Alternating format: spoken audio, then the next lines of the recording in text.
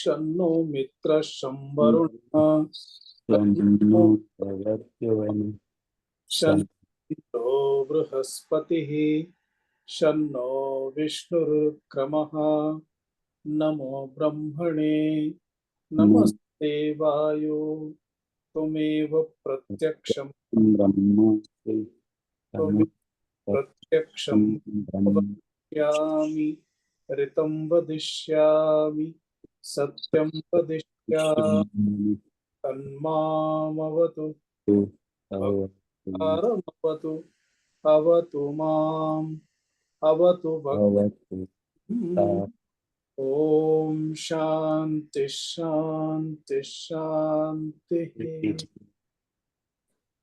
ॐ नमो ब्रह्मादिभ्यो ब्रह्म विद्या संप्रदायकर्तृभ्यो वंशर्षिभ्यो महद्भ्यो नमो गुरुभ्यः सर्वोपप्लवरहितः प्रज्ञानघनः प्रत्यगर्थो ब्रह्मैवाहमस्मि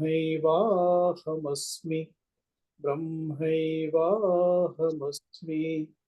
शङ्करं शङ्कराचार्यं केशवं बादरायणं सूत्रभाष्यकृतौ वन्दे भगवन्तौ पुनः पुनः ईश्वरो गुरुरात्मेति मूर्तिभेदविभागिने व्योमवद्व्याप्तदेहाय दक्षिणामूर्तये नमः। ॐ सहना भवतु सहनौ भुनक्तु सह तेजस्विनावधीतमस्तु मा विद्विषावहै। ॐ शान्ति शान्ति ॐ पार्थाय प्रतितां भगवता नारायणेन स्वयं व्यासेन ग्रथितां पुराणमुनिना मध्ये महाभारतम् अद्वैतामृतवर्षिणीं भगवतीम् अष्टादशाध्यायिनीम् अम्ब त्वामनुसन्ततामि भगवद्गीते भवद्वेषिणी यं ब्रह्मा वरुणेन्द्ररुद्रमरुतैः स्तुन्वन्ति देवैस्तथा यं ब्रह्मा वरुणेन्द्ररुद्रमरुतस्तुन्वन्ति देव्यैस्तवैः वेदैः साङ्गपदक्रमोपनिषदैर्गायन्ति यं सामगाः ध्यानावस्थिततद्गतेन मनसा पश्यन्ति यं योगिनः यस्यान्तं न विदुःसुरासुरगणाः देवाय तस्मै नमः देवाय तस्मै नमः।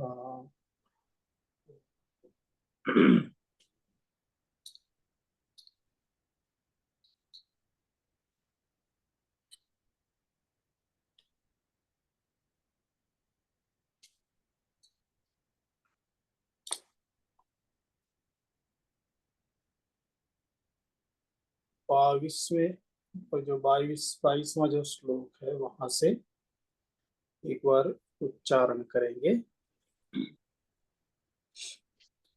यावदेतान्निरीक्षेऽहम्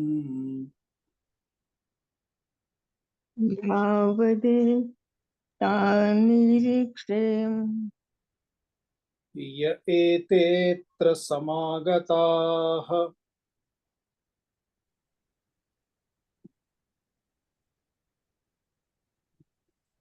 धार्तराष्ट्रस्य दुर्बुद्धे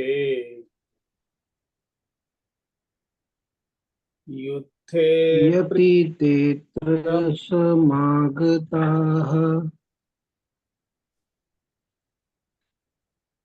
सिर्फ मैं बोल रहा हूँ, आप लोग सुनिए, क्योंकि राष्ट्र लाइन में डिस्टरबेंस है, आवाज आगे पीछे आ रही है। मैं बोलूंगा, आप लोग ध्यान से सुनिए और मन में उच्चारण करिए, या फिर अपना म्यूट करके भी उच्चारण कर सकते हैं।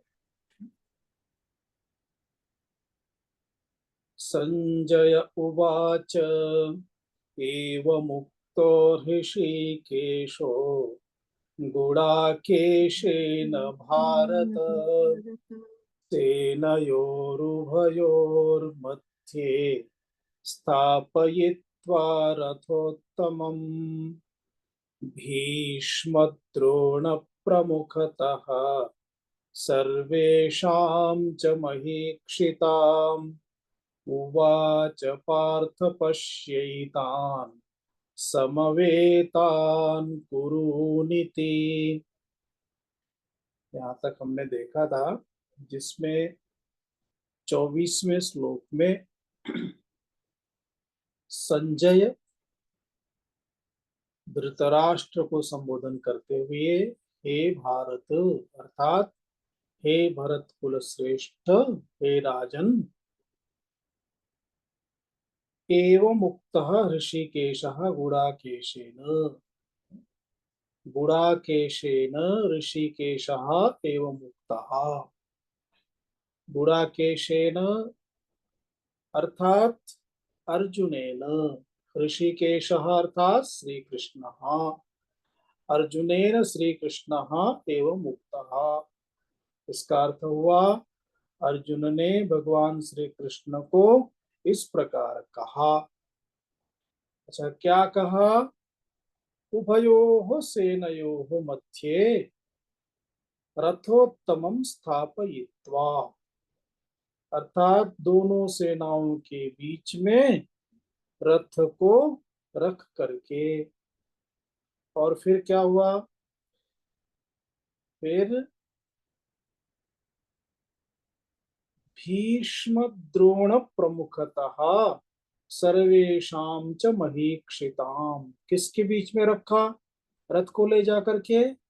तो प्रमुखतः, यानी मुख्य मुख्य जो सेनानी थे, सेना के जो प्रमुख ऐसे महावीर, उनके सामने। अच्छा, उन महावीर का प्रमुख जो थे, उनका कुछ उल्लेख करते हुए क्या कहते हैं? भीष्म, अर्थात पितामह महापराक्रमी भीष्म जो जहां खड़े थे, उन्हीं के पास आचार्य द्रोण भी थे। तो भीष्म द्रोण प्रमुखतः, अर्थात मुख्य रूप से जहां पितामह भीष्म, आचार्य द्रोण इत्यादि खड़े थे। इतना ही नहीं, सर्वेषां च महीक्षिताम, यहाँ भी प्रमुखतः को समझ लेना है। जितने भी महीक्षित यानी राजा, और भी जो महा विशेष ऐसे जो राजा लोग थे, उन सबके सामने, तेषां प्रमुखतः, ऐसे उन लोगों के सामने जा करके हे उवाच पार्थः, हे पार्थ, एतान पश्य, वहां जाकर के भगवान श्री कृष्ण पार्थ को संबोधित करते हुए, अर्जुन को संबोधित करते हुए क्या कहा? देखो। जैसे कहा देखो, तुरंत दृष्टि अर्जुन की सेना पर गई, सामने खड़े जितने भी लोग थे। और क्या कहा? समवेतान एतान कुरून पश्य, ये जो सभी कौरव कुल के, अर्थात आपके ही वंश के हैं। कौरव कुल जब कहा, तो अर्जुन का भी कुल तो वही है, वो भी तो कुरुकुल से ही है। कुरुकुल के धृतराष्ट्र और कुरुकुल के ही पांडु भी। तो पांडु के पुत्र पांडव और धृतराष्ट्र के पुत्र दुर्योधनादि। परंतु दुर्योधनादि को विशेष रूप से, क्योंकि हमेशा राज्य शासन में कैसे भी करके रहे, इसलिए उनके लिए कौरव शब्द का प्रयोग होने लगा।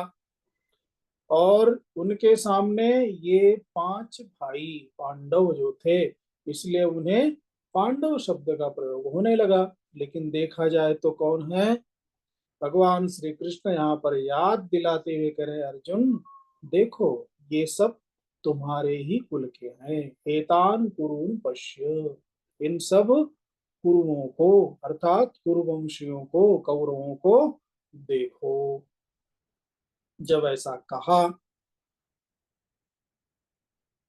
तो देखिए,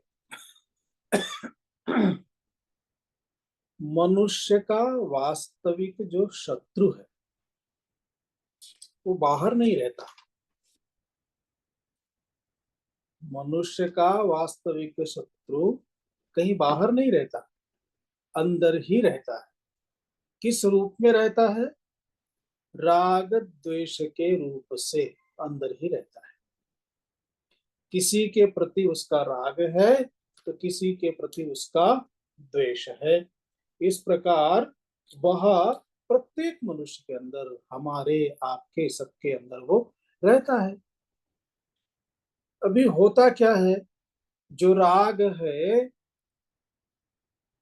वो प्रियता से संबंध जोड़ेगा, और जो द्वेष है वो अप्रियता से।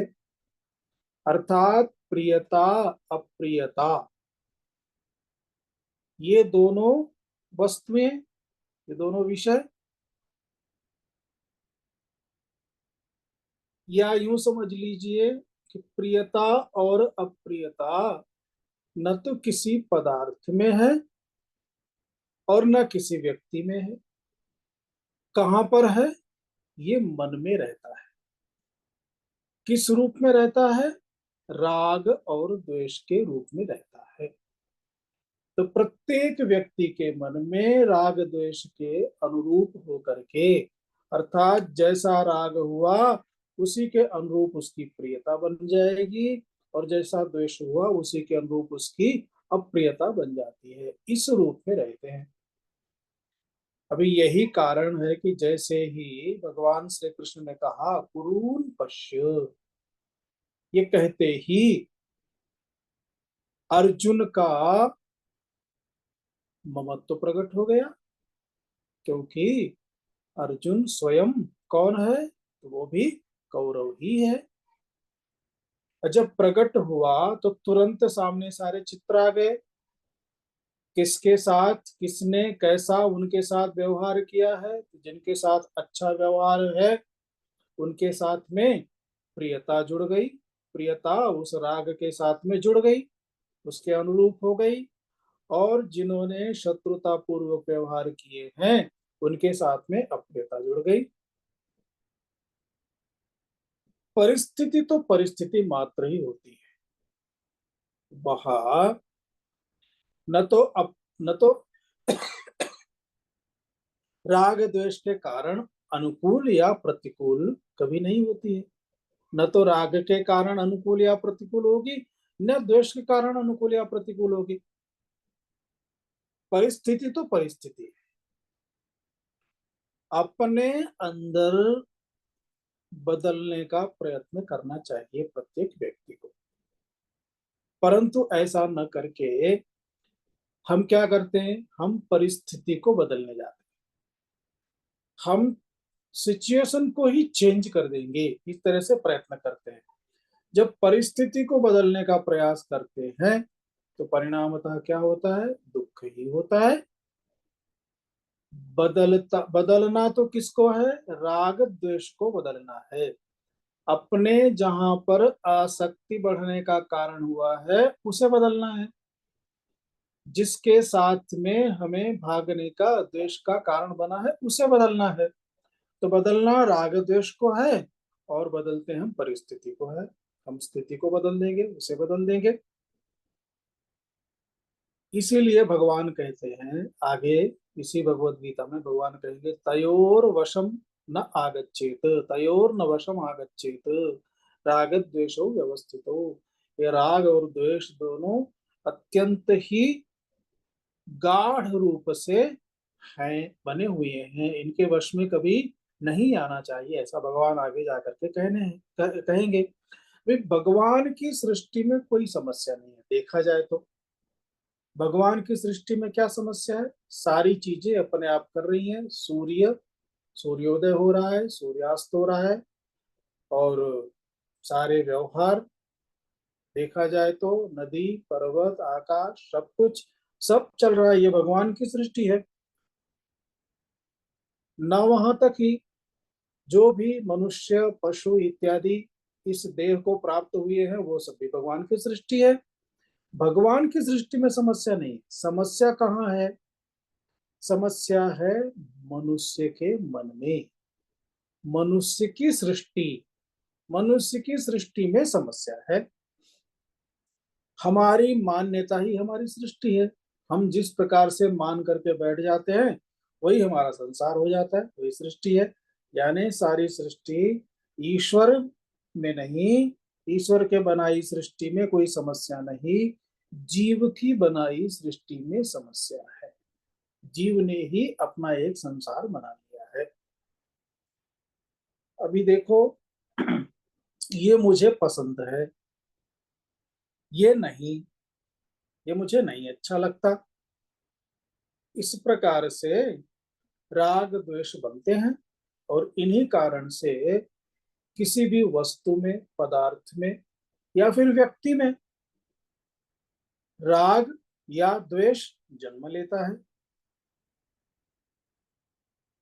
परिणामतः देखना क्या चाहिए? वैसे होता क्या है, वस्तु और व्यक्ति के बारे में जब हम देखते हैं तो हम दोनों बाजुओं को, अर्थात सिक्के का जो दोनों पक्ष है, उसे नहीं देखते। हम उसे देखते हैं जो हमें पसंद है। अगर मुझे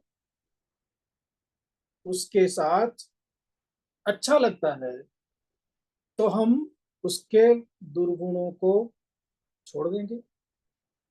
अगर वो मुझे अच्छा नहीं लगता है, कोई भी विषय हो, वस्तु हो, पदार्थ हो, तो क्या करेंगे?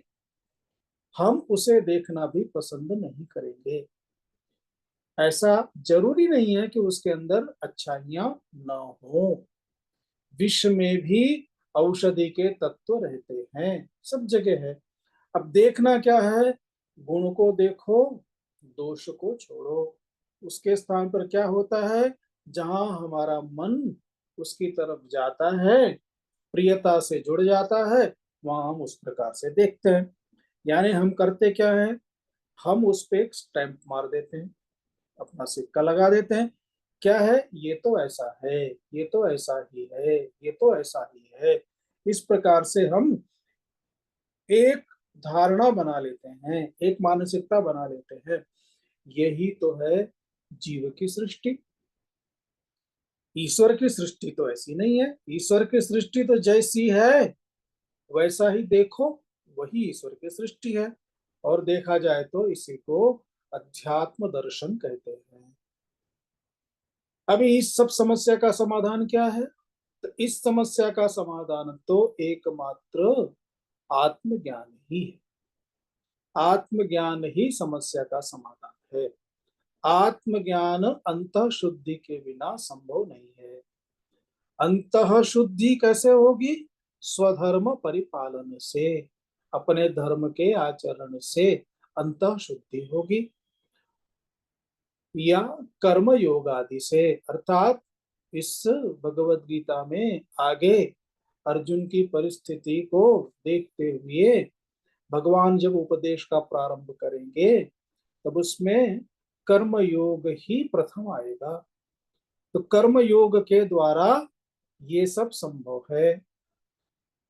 स्वधर्म परिपालन से ये सब संभव है।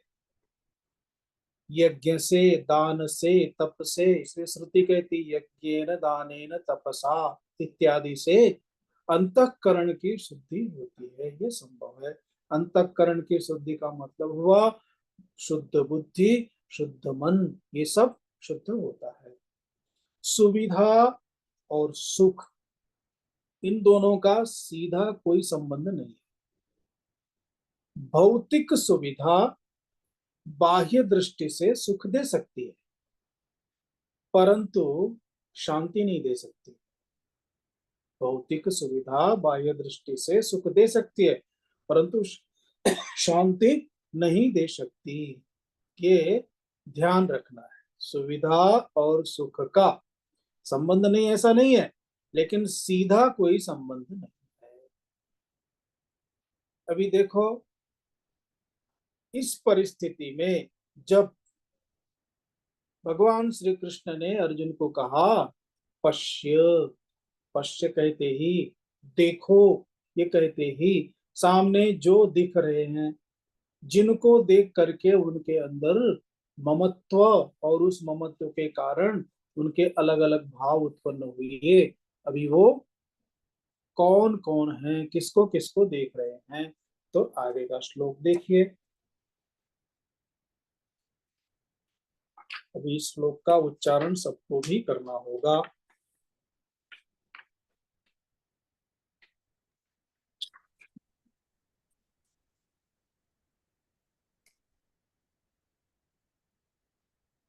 छब्बीसवां श्लोक।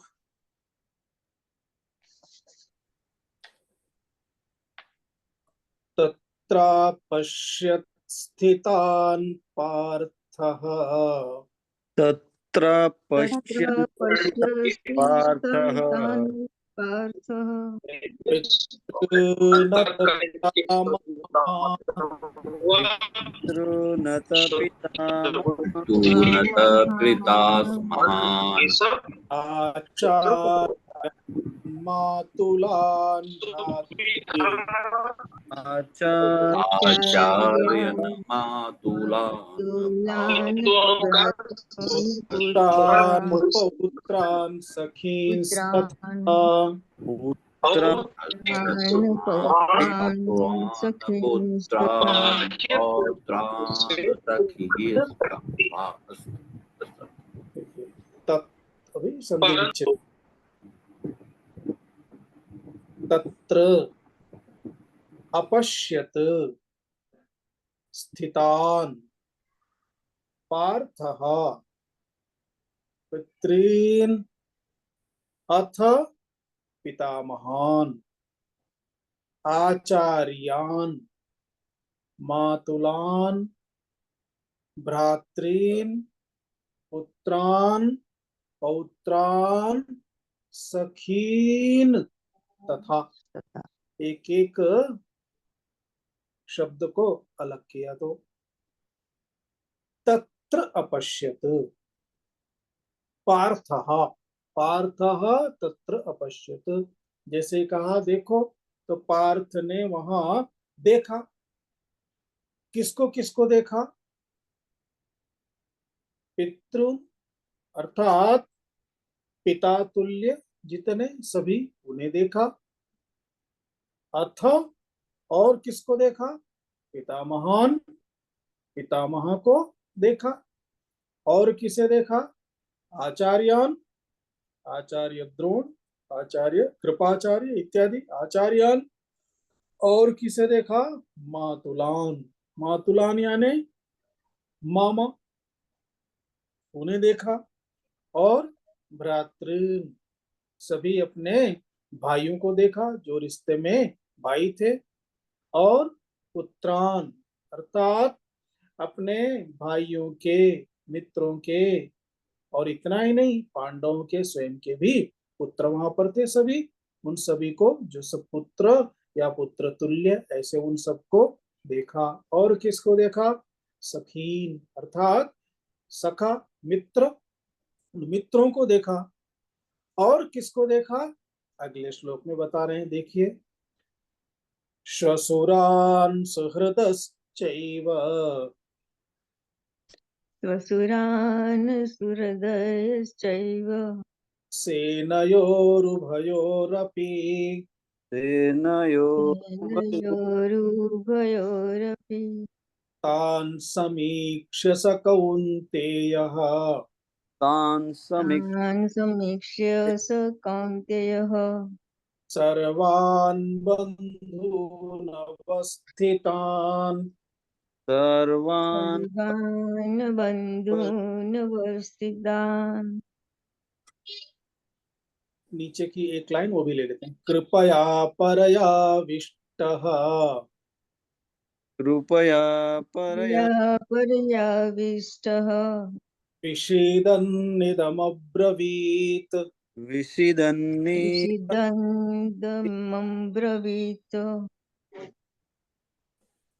अभी स्वसुरान, स्वसुरान अर्थात ससुर सबके लिए प्रसिद्ध है। सासू ससुर ये तो बहुत ही प्रसिद्ध शब्द है। तो ससुरान अर्थात ससुरों को, सुहृदश्चैव और जो सुहृद थे अर्थात मित्र तुल्य हितेच्छु ऐसे कई लोग थे, उन सबको। इतना ही नहीं, खाली कौरवों की सेना में धृतराष्ट्र की दुर्योधन की सेना में विद्यमान लोगों को देखा, इतना ही नहीं, उभयोः सेनयोः अपि, दोनों सेनाओं में विद्यमान इन सभी सगे संबंधियों को देखा। फिर देखने के बाद अवस्थितान सर्वान तान बंधून समीक्ष्य सह कौन्तेयः कृपया परयाविष्टः सह कौन्तेयः इदं वाक्यं विषीदन् इदं वाक्यं इदं अब्रवीत, इदम अर्थात इदं वाक्यं अब्रवीत।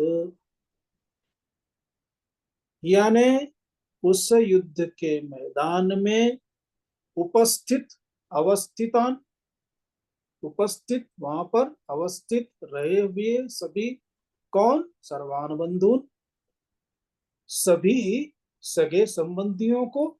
बंधु का मतलब होता है सभी संबंधी, संबंधीगण, सभी संबंधियों को। तान संबंधीन सर्वान बंधुन समीक्ष, उन सबको अच्छी तरह से देख करके, अर्थात उनका जब निरीक्षण किया। सह कौन्तेय, वह कुंती पुत्र अर्जुन कैसे हुआ? देख करके, कृपया परया कृपया आविष्ट, अर्थात अत्यंत करुणा से घिर गया, अत्यंत करुणा से कृपा से घिर कर, विषीदन बड़े ही कष्टपूर्ण कष्ट में होते हुए, इदम अब्रवीत वह इस वाक्य को, इदम अर्थात यह बोला जो आगे कहने वाले हैं। ये भी क्या है वो बताएंगे। इदम अब्रवीत, अभी देखिए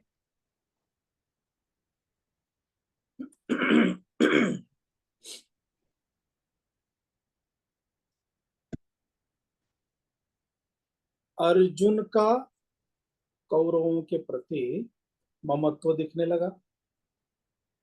अभी जहां ममत्व हो वहां दृष्टि में समता नहीं रहती। परिवार में भी हम देखते हैं, अपना पुत्र और पराया पुत्र, दो बच्चे हैं, दोनों बच्चों में एक के प्रति जो कि अपना खुद का पुत्र है, और दूसरा बच्चा जो किसी और का है, भले ही वो अत्यंत करीबी हो, लेकिन फिर भी दोनों में भेद हो जाते हैं। कभी कभी भेद न हो ऐसा प्रयत्न करने पर भी छोटा सा अंतर तो आ ही जाता है। अर्थात दृष्टि में ऐसा अंतर तभी आता है जब ममत्व हावी हो जाए, ममता हावी हो जाए। अगर ममता हावी नहीं है, ममत्व हावी नहीं है, ममत्व का मतलब होता है ये मेरा, ये मेरा, ये मेरा, ये मेरा, यही ममत्व है। अगर ममत्व हावी नहीं हो जाएगा तो दोनों पर समान भाव से देखेगा, दोनों को। इतना ही नहीं, अपने से अगर अपने पास कोई पराया है तो उसके लिए ज्यादा भी लोग करेंगे। लेकिन ऐसा तब होगा जब ममत्व उस पर हावी न हो, तभी समान दृष्टि बनती है। अगर ममता आई तो दृष्टि समान नहीं रहती। अर्जुन की समस्या, अर्जुन का ममत्व था। अभी वह ममत्व क्या हुआ, ये देखने के बाद युद्ध के मैदान में जब देखा तो प्रकट हो गई। जब प्रकट हो गई तो भाव कैसा हुआ, करुणा का भाव बन गया, कृपा का भाव बन गया। अर्थात कृपा से परया कृपया, अर्थात परा कृपा, परा कृपा अर्थात अत्यंत श्रेष्ठ कृपा से वह आविष्ट हो गया। अभी देखिए, यह कृपा योग्य स्थान पर हो तब तो बढ़िया है। अगर अयोग्य स्थान पर कृपा हो तो वो हमेशा नुकसानदायक होती है। अभी ये कृपा अस्थान पर है या स्थान पर है, तो अस्थान पर है। यहाँ क्या कितना आज तक हो गया, इतना सब समझने समझाने के बावजूद भी ऐसी परिस्थिति खड़ी हुई, और ऐसे में हम भी उत्साह के साथ उसमें जब जुड़े और बाद में फिर दया दिखाना, वो भी किसके सामने, जो कभी सुधरने वाला नहीं है, जिसकी पूछ कभी सीधी नहीं होने वाली है। ऐसे स्थान पर दया दिखाने का अर्थ क्या होता है।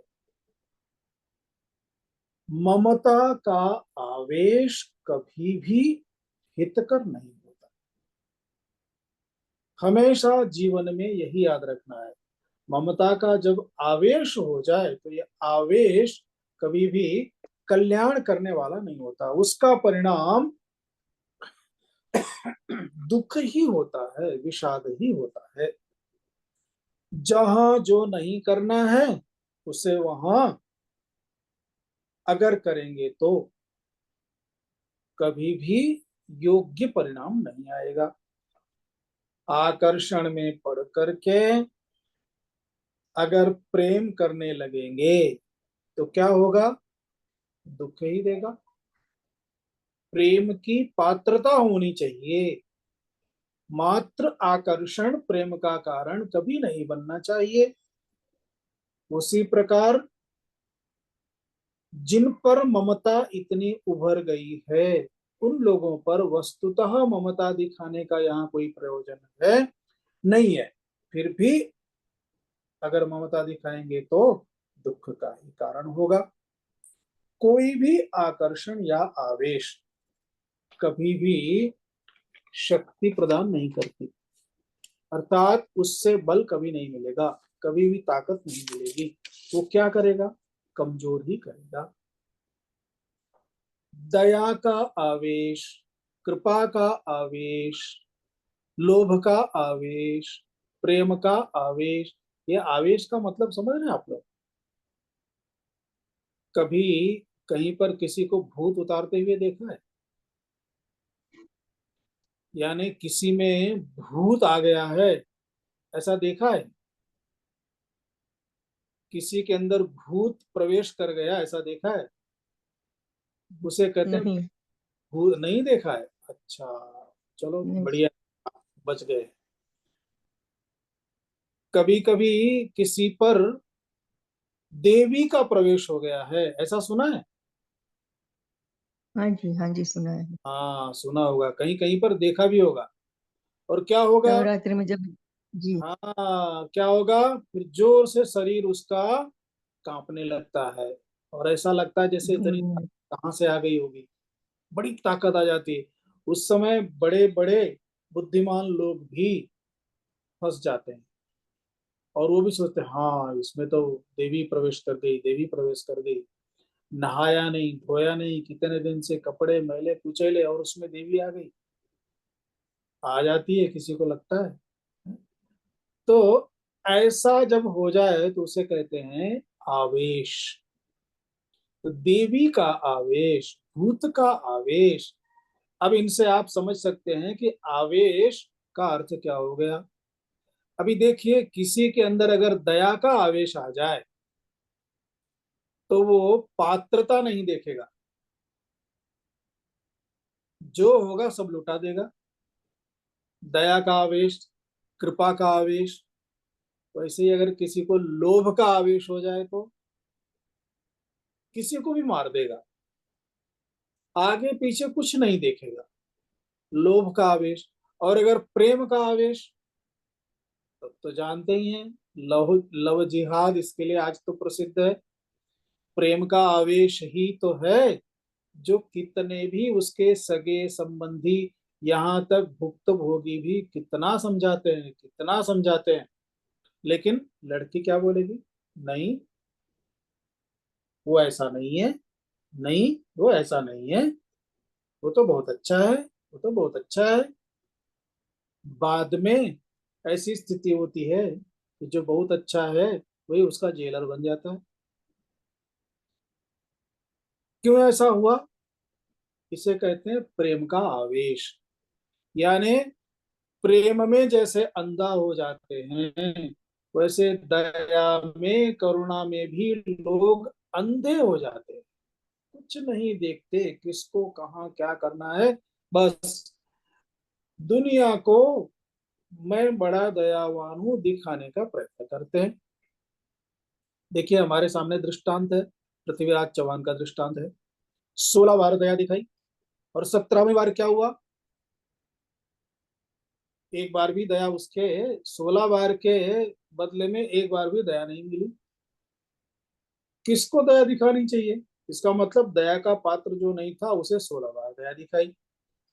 अभी गांधी ने मुस्लिमों के लिए कितनी बार दया दिखाई, कितनी दया दिखाई, कितनी भी दया दिखाई, फिर भी पाकिस्तान बन गया कि नहीं बना? उसके बाद भी दया दिखाई, कितना सारा पैसा दे दिया, अपने यहाँ खाने के लिए पैसा नहीं, उनको पैसे दे दिए। ऐसी दया का क्या परिणाम है? आज तक भारत भोग रहा है। ये दया का ही तो दुष्परिणाम है। युधिष्ठिर ने हम 5 नहीं 105 हैं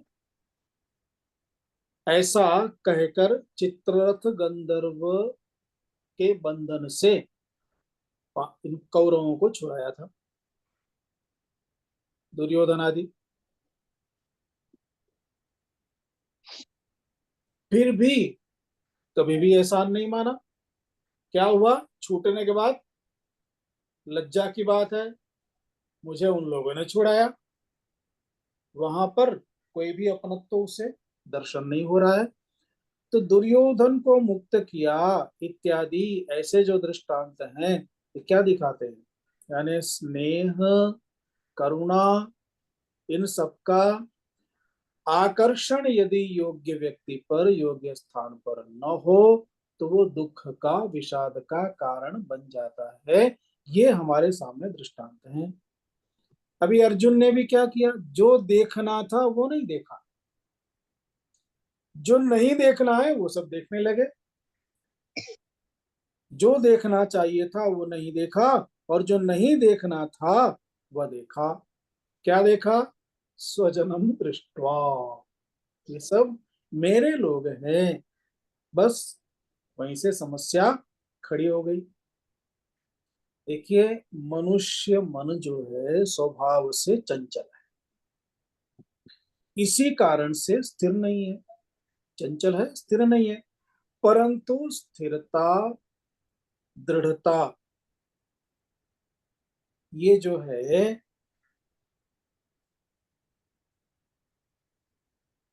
स्थिरता को, दृढ़ता को मन ढूंढता है। कहीं तो स्थिरता मिल जाए, कहीं तो दृढ़ता मिल जाए, उसे ढूंढता रहता है। इसीलिए क्या करता है? नए नए संबंध बनाता है। ये नहीं वो नहीं वो, नई नई वस्तुओं को पाने के लिए प्रयत्न करता है। ये नहीं वो नहीं वो, उससे थक जाने, जब वो थक जाए तो क्या करेगा? अर्थात सैर सपाटा करेगा। अभी संसार में इन चीजों को, उन चीजों को, ये कर लें वो कर लें और थोड़ा कर लें और थोड़ा कर लें, करते करते क्या होता है? चलो अब थोड़े दिन हिमालय पे घुमाते हैं, चलो थोड़े दिन वहां जाके रहेंगे, थोड़े दिन विदेश में कहीं जाकर के घूम के आते हैं। वो सैर सपाटा बनाता है, जंगल में जाए या कहीं जाए, जैसे वाइल्ड लाइफ इत्यादि करने चला जाए, ट्रैकिंग करने चला जाए, अपने आप को चेंज करने के लिए वो हमेशा बाहर ही कुछ न कुछ ढूंढता है, वहां जाता है, प्रयत्न करता है। परंतु हमेशा तो ऐसा संभव नहीं है। विचार कीजिए कि ऐसा क्यों है, क्या कारण है? दूसरा कुछ नहीं, राग द्वेष ही इसके मूल में है। राग द्वेष मनुष्य को स्थिर रहने नहीं देते। अंतर्मुख होकर अपने राग द्वेष का जतन करना चाहिए, उसका उपाय करना चाहिए, उसके बारे में प्रयास करना चाहिए। उससे ही भाग दौड़ का अंत आएगा। बाकी और दूसरे उपाय तुच्छ हैं। बाह्य दृष्टि से भी हमेशा परिवर्तन होता रहता है, अंतर्दृष्टि से भी सब कुछ बदलता रहता है। बाहर के दृश्य, अंदर के दृश्य, बाह्य जगत, आंतर जगत, ये सब चेंज रहता है। सवेरे मन में जो रहता है 2 घंटे के बाद वो नहीं रहता है, उसको कहते हैं अंदर का चेंज। बाह्य का भी चेंज है। देखिए, जो रूप सौंदर्य युवा अवस्था में है वही 40 50 60 के बाद रहेगा क्या? सब बदलता है। नहीं, हाँ जी। गंगा जी का जो सुंदर निर्मल स्वच्छ जल ठंडियों में दिखता है वो बरसात में दिखता है क्या? रास्ते, नदी, पहाड़, पर्वत, मनुष्य, पशु, पक्षी सब बदलते रहते हैं, सबको। बाह्य जगत भी बदलता रहता है और हमारे अंदर भी कितने सारे बदलाव आते हैं। कुछ तो अच्छे खासे दिखते हैं, पता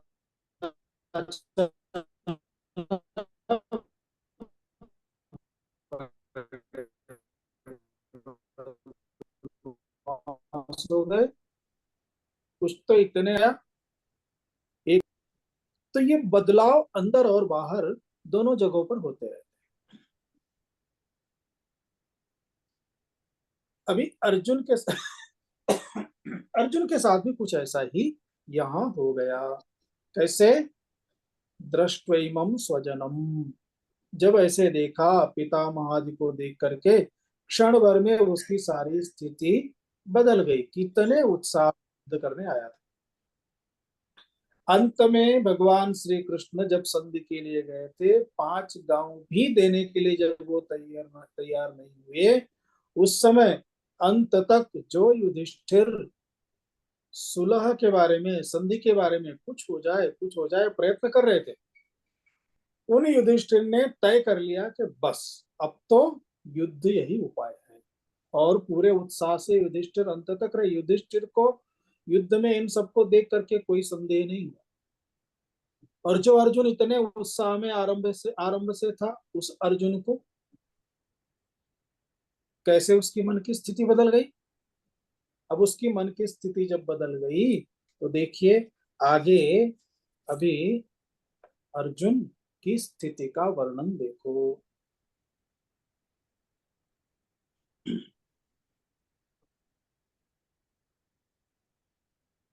इसमें अर्जुन उवाच से प्रारंभ करेंगे, ऊपर का देख लिया है।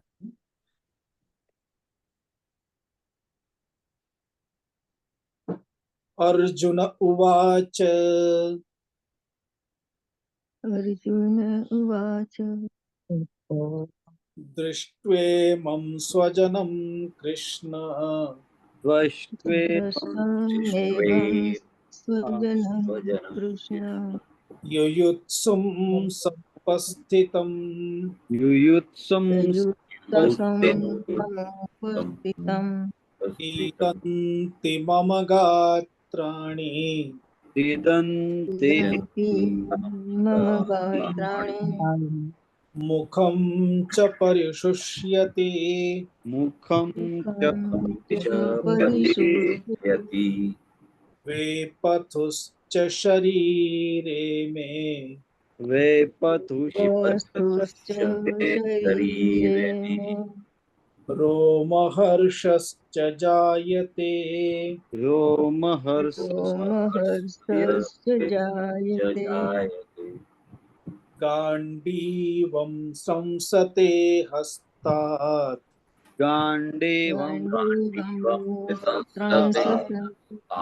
त्वक्चैव परिदह्यते त्वक्चैव त्वक्चैव परिद्यते न शक्नोम्यवस्थातुम् न च शक्नोम्यवस्थातुम् भ्रमतीव च मे मनः रमतीव भ्रमतीव च च मे मनः द्रष्ट्वैमं स्वजनं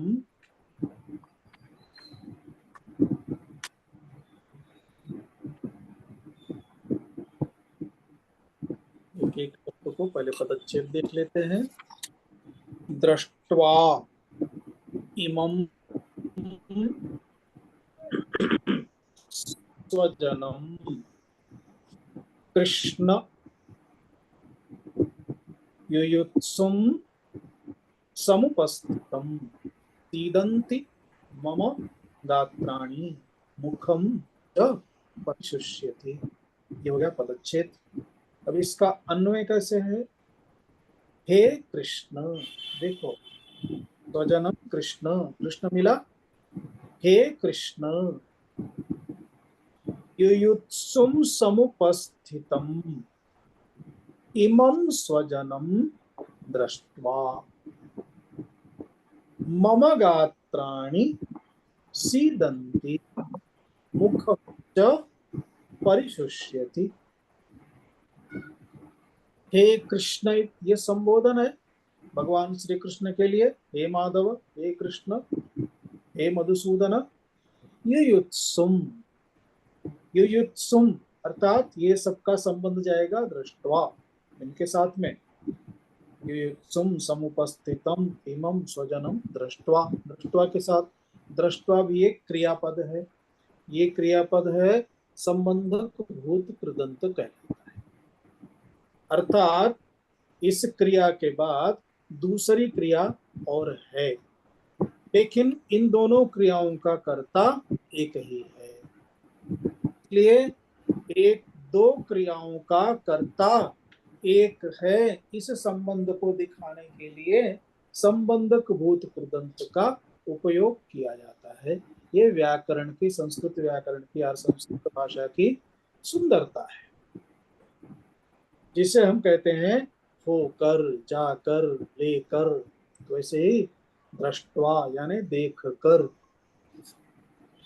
युयुत्सुम, युयुत्सुम का मतलब हुआ युयुत्सु अर्थात युद्धम कर्तुम इच्छुः, युद्ध करने की इच्छा वाला, उसको कहेंगे युयुत्सु।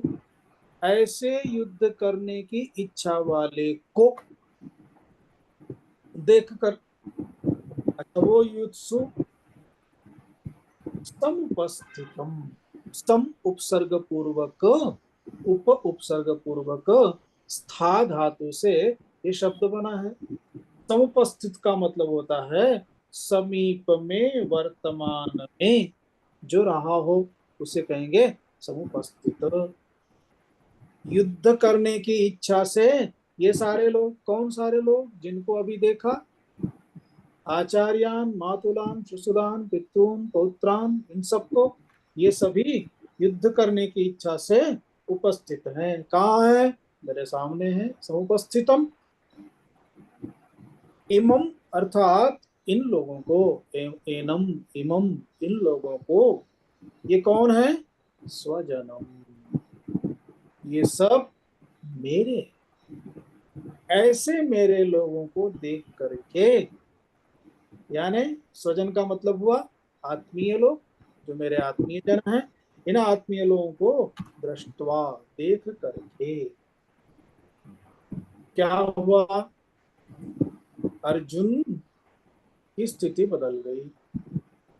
अभी अर्जुन की जो स्थिति है वो अर्जुन स्वयं बता रहे हैं। मम अर्थात मेरा, गात्र, गात्राणी बहुवचन है, अर्थात मेरे शरीर का मतलब हुआ पांव से लेकर के सिर तक, अर्थात हाथ, पांव, पूरा देह, शरीर, अंगुलियां सब कांपने लगी। तो इसलिए उसे लेकर के कहा गात्राणी माने अंगानी। कैसे हो गए सब, शिथिलानी, ऐसा लगता है जैसे किसी ने पूरी शक्ति को खींच लिया, अब उसमें दम ही नहीं है। ऐसे अंग, ऐसे गात्राणी यानी शरीर को, सीदंती अर्थात शिथिली भवंती, पूरा से एकदम से शिथिल हो गया है। अच्छा, ऐसी परिस्थिति जब होती है तो क्या होता है, सबसे पहले होठ सूखने लगते हैं। अनुभव होगा लगभग सबको, कभी भी ऐसा हुआ होगा तो सबसे पहले होठ सूखने हैं। इसलिए तुरंत क्या कहा, मुखम च परिशुष्यति, अरे मेरा मुंह तो सूख रहा है, शुष्कम भवति, सूख रहा है। सीधा सा अर्थ है, आपने एक एक शब्द के अर्थ के साथ में जैसे कि समझ लिया, मुखम च परिशुष्यति। आगे का श्लोक भी एक बार देख लेते हैं, फिर उसके बाद थोड़ा उसका देखेंगे। हम बोल चुके हैं, वे पथुहु च शरीरे में रोमहर्षः च जायते, गांडीवं स्रंसते, हस्तात् त्वक् च एव परिदह्यते। यहाँ तक देखना है।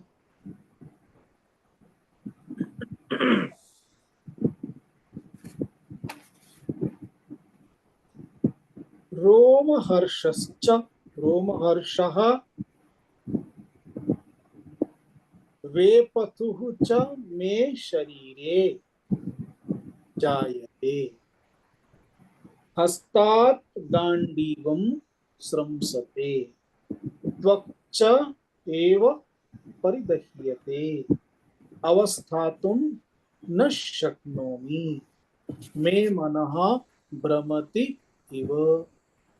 पूरा अर्थात स्थूल सूक्ष्म देह, दोनों देह की, दोनों शरीर की स्थिति को यहाँ पर बता दिया।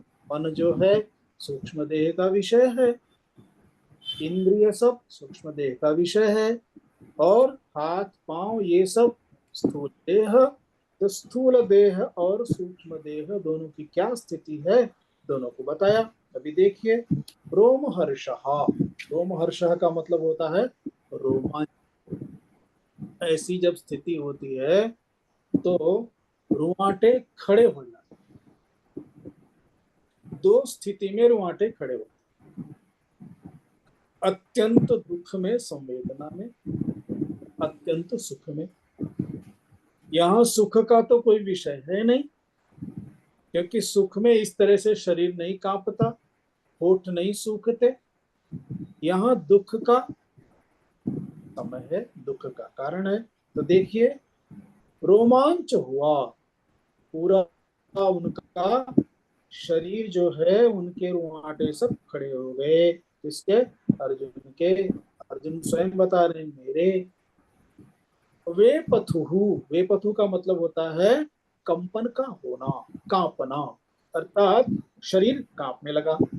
इसका अर्जुन स्वयं बता रहे हैं, मैं अर्थात मेरा, मम।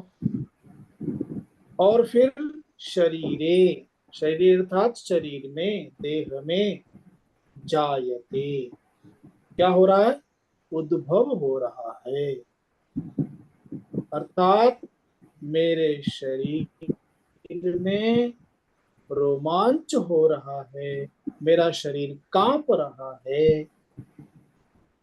और स्थिति कैसी बन गई, हस्ताच माने हाथों से, गांडीवम च संशते, अर्थात गांडीव नाम का जो धनुष है वह भी सरक रहा है, श्रमसते अर्थात हाथों से छूट रहा है, निकल रहा है।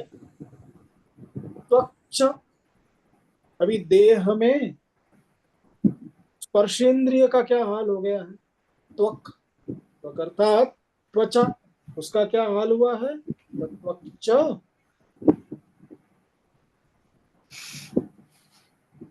परिदह्यते, अर्थात त्वचा पर यानी समन्तात, यानी पूरे शरीर में ताप उत्पन्न हो गया, शरीर जलने लगा, यानी ताप उत्पन्न हो गया।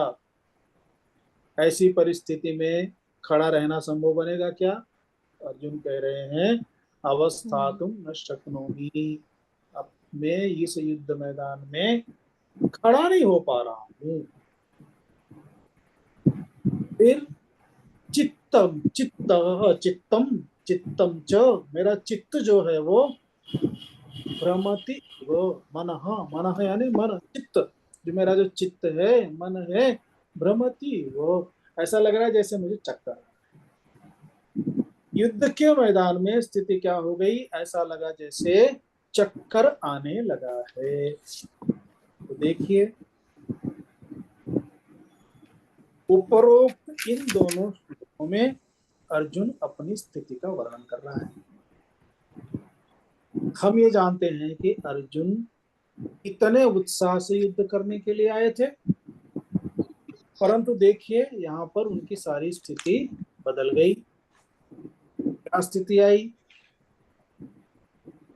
उनकी जो धृति शक्ति है, धृति शक्ति यानी धारणा शक्ति, क्या है? इंद्रिय मन इत्यादि को जो धारण करने वाली जो शक्ति है, जिसे हम धैर्य कहते हैं, वो धैर्य, वो शक्ति, उसका यहाँ पर ऐसा लगता है जैसे खत्म हो गई, पूरी शक्ति का लोप होता हुआ दिख रहा है। अभी अर्जुन को जो भी हो रहा है वह भगवान के सामने रख दे रहा है।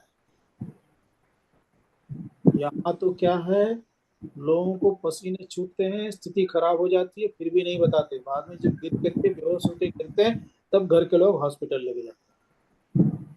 तुरंत बता देना चाहिए जैसे लक्षण आए, ताकि उसे कार्डियोग्राम वगैरह उसका जो लेना लेकर के उसे देखा जा सके।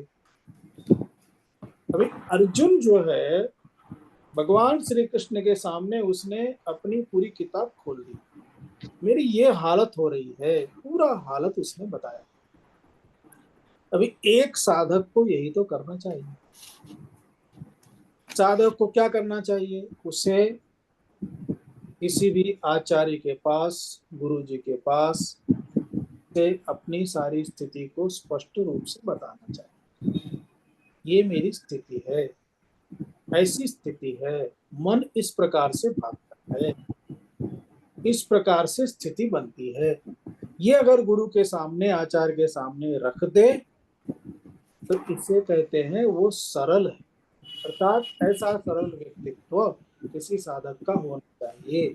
ये गुण यहाँ अर्जुन का प्रकट हो रहा है, अर्थात ये अर्जुन गीता के उपदेश का अधिकारी यहीं से सिद्ध हो जाता है, और परिणाम था भगवान श्री कृष्ण उसे गीता का उपदेश करेंगे। बाकी का बाद में देखेंगे। ओम पूर्णमदः पूर्णमिदं पूर्णात् पूर्णमुदच्यते मुदच्यते पूर्णस्य पूर्णस्य पूर्णमादाय पूर्णमेवावशिष्यते। शान्ति शान्ति। हरिः ओम श्री गुरुभ्यो नमः। हरिः ओम।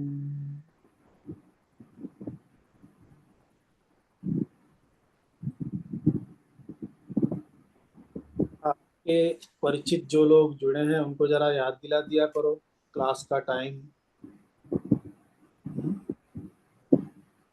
पता नहीं संसार में कितना व्यस्त हो गए हैं लोग, शनिवार का दिन भी भूल जाते हैं।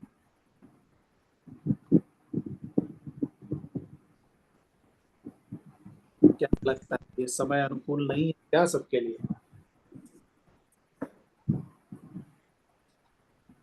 चलो कोई नहीं, मेरे लिए तो आप 4-5 लोग भी पर्याप्त हो।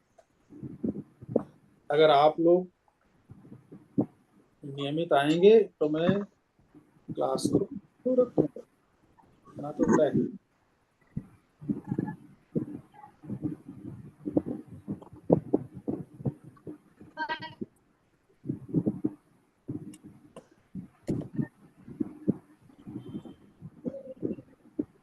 तो बाकी सब ठीक है, फिर मिलेंगे। हरिओम नमो नमः। हरिओम। प्रणाम नमस्ते। प्रणाम स्वामी जी, धन्यवाद। शिवरात्रि। ओम हाँ, राम राम। नमो नमः स्वामी जी। धन्यवाद। नमो नमः।